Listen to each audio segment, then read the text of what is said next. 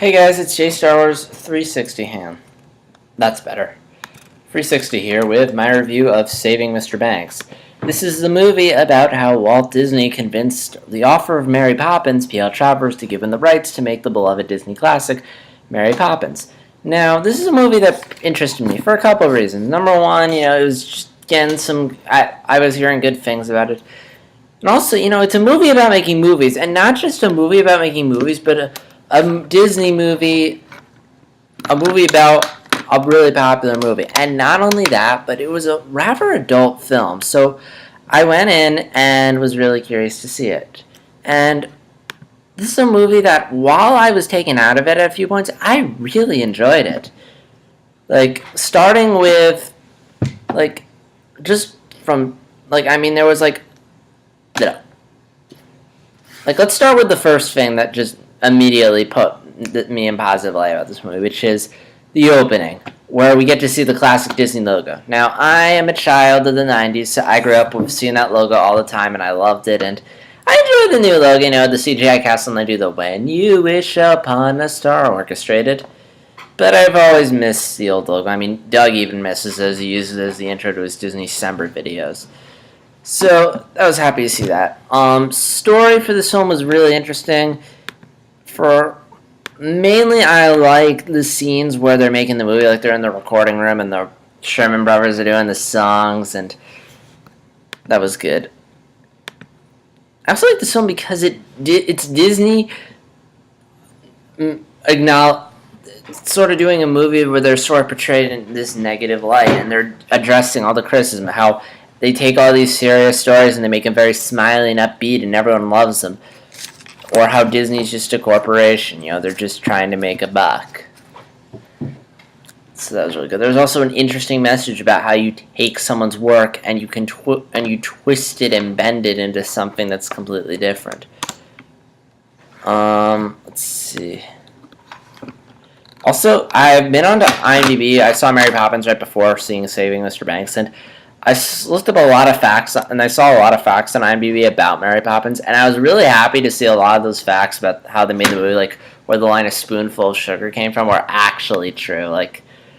Now, to be fair, they did sort of bullshit the ending. It's major spoilers, but they try to give her an arc, so they have her not trust Disney at first, and then warm up to it, and then she winds up loving the movie and crying at the end. Which, if you are familiar with not Saving Mr. Banks, if you're familiar with the events this movie is actually based on, then you know that she hated the movie. But, for the sake of an arc, you needed it. Plus, are you going to end the movie, have all this, and then end the movie with her hating it? I don't think so. And it was a nice scene. I enjoyed it. I also really enjoyed hearing them sing the songs from Mary Poppins. I love the bit of Let's Go Fly a Kite, even though it was completely bullshitted. They do add a second plot line, which I found interesting. I understood what they're going to do, but Doug Walker's brother, pointed this out, and I completely agree with what he said. They're not that interesting. It's an alright story, but I was just really always taken out of it, and I much preferred the story of them making Mary Poppins. Characters are pretty good. P.L. Travers steals the show. Lover, just disgust with Disney. Emma Thompson is great.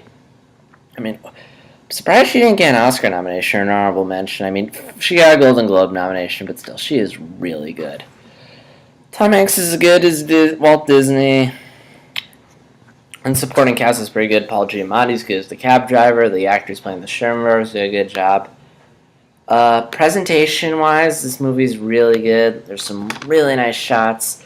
Disney also takes advantage of the fact that they own the rights to Mary Poppins and all the Disney stuff, so you see posters from Mary Poppins, footage from the film during the screening at the end. There's also lots of Disney posters. You really feel like you're in 1960s heyday Disney, back when Walt Disney was running the show. So yeah, all in all, I really enjoyed Saving Mr. Banks. It has problems. Again, they kind of bullshit the ending. I was kind of taken out of it at certain points, but there were some really good scenes in there, and those made it worth sitting through some of the parts. So again, overall, I'd really enjoyed it. I'd recommend this movie to a couple people. Film buffs, obviously, but also if you're a really big fan of Mary Poppins and I'd recommend this because it's a rather interesting story. And I mean, the fact that Disney's even telling this story of all the shit they had to go through to do Mary Poppins, and the fact that in a movie where they're getting back, they're allowing themselves to be backlash is really nice. I wouldn't recommend this movie for kids, though. I mean, this isn't a kids movie. It's a very adult movie in terms of the themes, the ideas, the story. There's a lot of conversations. Like, this isn't a movie for kids. Like, not just because there's some inappropriate stuff, but I don't think they'll get it. I mean, again, they'll probably be bored by all the talking. It's a very adult Disney film, which I enjoy, but I don't think little kids would get anything out of it. But yeah, I mean, Disney fans, Mary Poppins fans, go check this movie out. It's just a really good movie. And yeah, I'll have my full written review in the description below, so if you want more in-depth as to what I thought, you can check it out there. And yeah, so Saving Mr. Banks, did you like it? Did you hate it? Do you feel like this film didn't get its due in terms of Oscar nominations? Comment and let me know. And like this video if you like it, dislike it if you don't like it, and subscribe if you want to see more videos by me. This is JStarWars360 signing out. Have a good day.